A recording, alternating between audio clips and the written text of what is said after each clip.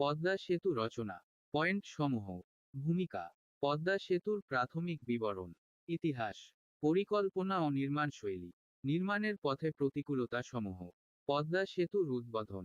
পদ্মা সেতুর আর্থসামাজিক গুরুত্ব। উপসংহার। বিস্তারিত।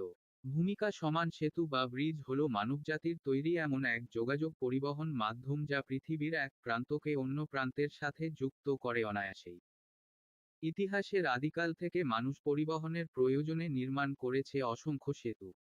এর মধ্যে বিভিন্ন সেতু ইতিহাসের পাতায় জায়গা করে নিয়েছে হয় তাদের অসামান্য নির্মাণশৈলীর কারণে, নয়তো তাদের আর্থসামাজিক এবং রাজনৈতিক গুরুত্বের কারণে।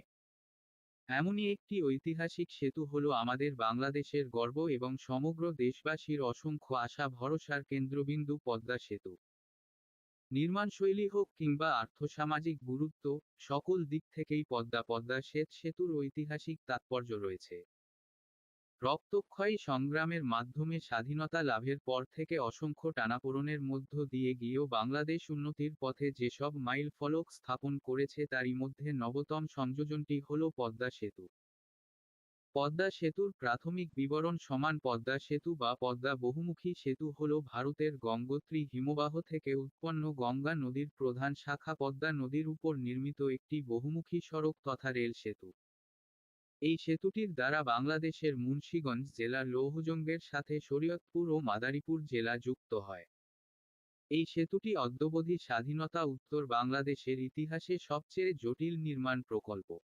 এই সেতুটি দুই স্তর বিশিষ্ট ইস্পাত এবং কংক্রিট দ্বারা নির্মিত হয়েছে। সেতুর উপর স্তরে 4 রাস্তার সড়ক পথ এবং নিচের স্তরে উন্নত মানের আধুনিক প্রযুক্তি দ্বারা নির্মিত একক রেলপথ বর্তমান। পদ্মা ব্রহ্মপুত্র মেঘনা নদীর অববাহিকায় তৈরি মোট 41টি স্প্যান দ্বারা গঠিত 6.15 কিলোমিটার দীর্ঘ এই সেতুটি সমগ্র বাংলাদেশের দীর্ঘতম সেতু হবার সাথে সাথে গঙ্গা নদীর উপর নির্মিত দীর্ঘতম সেতুও বটে। সর্বোপরি প্রায় 120 মিটার গভীরতার কারণে পদ্মা সেতু বিশ্বের গভীরতম পাইলের সেতুর খেতাবও অর্জন করে নিয়েছে। ইতিহাস সমান পদ্মা সেতুর নির্মাণ সংক্রান্ত পরিকল্পনা বিষয়ক ইতিহাস বেশ অনেকটাই পুরনো। আজ থেকে 50 বছরেরও বেশি সময় আগে 1971 সালে জাপান থেকে আগত জরিপ বিশেষজ্ঞদের একটি দল তবে ইনকাম পূর্ব পাকিস্তানের কাছে ঢাকা ফরিদপুর সড়ক নির্মাণের জন্য একটি সম্ভাব্য খসড়া জমা দেয়। পদ্মা নদীর ওপর একটি সেতু নির্মাণের পরিকল্পনাও এই খসড়ারই অন্তর্ভুক্ত ছিল। স্বাধীন বাংলাদেশ গঠনের পর বঙ্গবন্ধু শেখ মুজিবুর রহমান এই সেতু নির্মাণের ঘোষণা দিলেও তার মৃত্যুর কারণে প্রকল্পটি বাস্তবায়িত হয়নি। এরপর 1999 সালে জুলাই মাস নাগাদ সেতুর নির্মাণ কাজ শুরু করে 2004 সালে শেষ করার পরিকল্পনা গৃহীত হয়। এর জন্য বিদেশি এবং জাতীয় উভয় উৎস থেকে অর্থ যোগান দেওয়ার প্রাথমিক পরিকল্পনা করা হয়েছিল। তবে নানা কারণে এই পরিকল্পনাও বাস্তবায়িত হয়নি। অবশেষে 2008 সালে নতুন সরকার ক্ষমতায় এসে পদ্মা সেতু নির্মাণের উদ্দেশ্যে বিশ্ব ব্যাংকের সাথে একটি ঋণ চুক্তি স্বাক্ষর করে। তবে 2012 সালে দুর্নীতির অভিযোগ এনে বিশ্ব ব্যাংক এই ঋণ চুক্তি বাতিল করে দেয়। এরপর 2014 সালে এই বহুমুখী সেতুটি নির্মাণে China railway major bridge engineering গ্রুপের সাথে বাংলাদেশ সেতু বিভাগ অপর একটি চুক্তিতে আবদ্ধ হয় এবং এর পরের বছর প্রধানমন্ত্রীর হাত দিয়ে পদ্মা সেতুর নির্মাণ কাজের উদ্বোধন হয়। পরিকল্পনা ও নির্মাণশৈলী সমান পদ্মা সেতুর সম্পূর্ণ নকশা তৈরির দায়িত্ব দেওয়া হয় এইচসিওএম এর নেতৃত্বে আন্তর্জাতিক ও জাতীয় পরামর্শকদের নিয়ে গঠিত একটি দলকে। অধ্যাপক জামিলুর রেজা চৌধুরীকে 11 সদস্যের বিশেষজ্ঞ প্যানেলের সভাপতি নিযুক্ত করা হয়। সেতুর নির্মাণ কাজকে মূলত 4টি প্যাকেজে ভাগ করা হয়, যথা মূল সেতু, নদী শাসন, জাজিরা সংযোগকারী সড়ক এবং টোল প্লাজ। আন্তর্জাতিক বিশেষজ্ঞ প্যানেল নকশা পরামর্শক প্রতিষ্ঠানের প্রধান কাজ তদারক করত। এই পদ্মা বহুমুখী সেতু প্রকল্পের পরিচালক ছিলেন কারিগরি মূল্যায়ন কমিটির সভাপতি।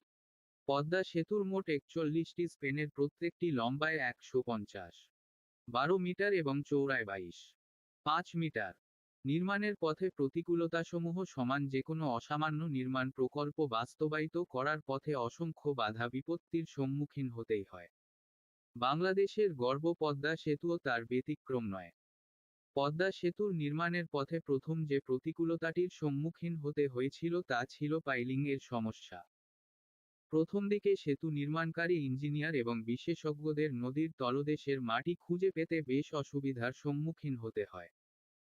স্বাভাবিক মাটি না পাওয়া গেলে নদীর তলদেশে স্ক্রিন গাউন্টিং পদ্ধতিতে কৃত্রিম প্রক্রিয়ায় মাটির বদলে নতুন মাটি তৈরি করে পিলার গাঁথা হয়।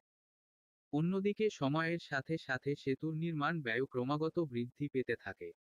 বাংলাদেশ সরকার এই উদ্দেশ্যে সেতু কর্তৃপক্ষকে 29,893 কোটি টাকা ঋণদান করে।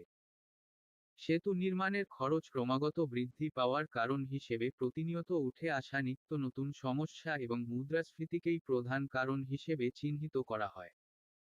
পদ্মা সেতুর উদ্বোধন সমান দীর্ঘ পরিকল্পনার পর অসংখ্য প্রতিকূলতা অতিক্রম করে অবশেষে 2021 সালের শেষ দিক নাগাদ পদ্মা সেতুর নির্মাণ কাজ সম্পন্ন হয়।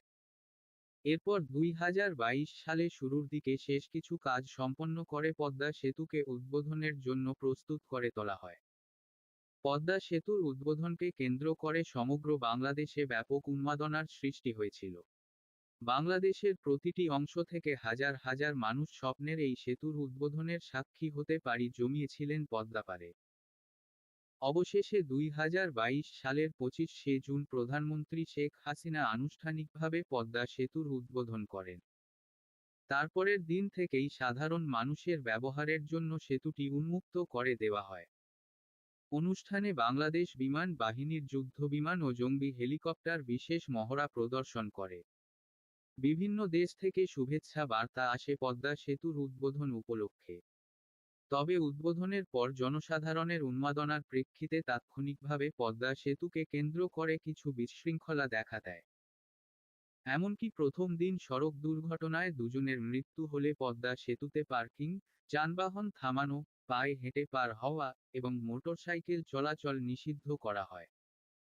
পদ্মা সেতুর আর্থসামাজিক গুরুত্ব সমান সামাজিক এবং অর্থনৈতিক উভয় দিক থেকেই বাংলাদেশের পদ্মা সেতুর গুরুত্ব ব্যাপক। দেশের দীর্ঘতম এই সেতুটি একদিকে মানুষের যাতায়াতকে যেমন সহজতর করবে, তেমনি করবে দ্রুততর।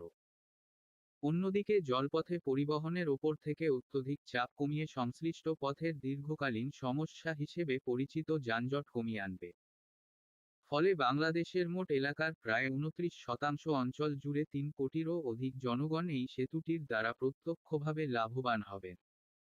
অন্যদিকে এই সেতুর দ্বারা বাংলাদেশের ব্যবসায়িক পরিবহনও বিশেষভাবে লাভবান হবে। ধারণা করা হচ্ছে এই সেতুটি নির্মাণের ফলে দেশের জিডিপি 1-2% পর্যন্ত বৃদ্ধি পাবে।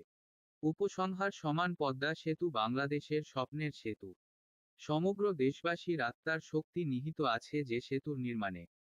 অসংখ্য প্রতিকূলতা পেরিয়ে এই সেতু নির্মাণ কাজ সফল হওয়ার পর সমগ্র বাংলাদেশী জনগণের উন্মাদনা তাই খুব স্বাভাবিক।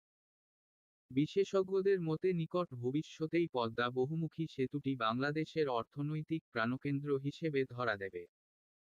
তাছাড়া অসামান্য স্থাপত্য পরিকল্পনার কারণে সমগ্র দেশ তথা বিশ্বের ইতিহাসে পদ্মা সেতু হয়ে থাকবে চিরস্মরণীয়।